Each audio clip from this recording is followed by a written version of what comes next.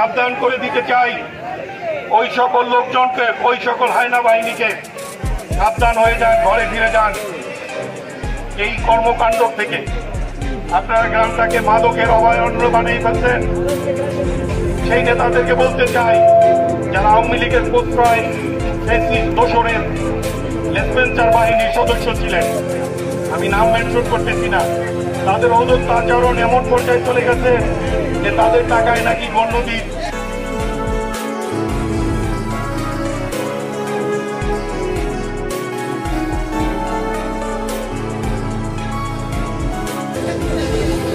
একেবারে প্রান্তিক থেকে সর্বোচ্চ পর্যায়ে নেতা নাকি টাকার বিনিময়ে কিনে নিতে পারবে। আমি তাদের সাবধান করে বলতে চাই, অতীত কর্মকাণ্ড আমরা ভুলি নাই।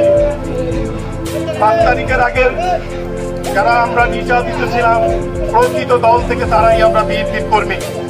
5 তারিখের পরে যারা আসতেন তারা আমাদের ভোটার হবেন, সমর্থক হবেন, কিন্তু নেতৃত্ব পর্যায়ে যেতে পারবেন না। যদি নেতৃত্ব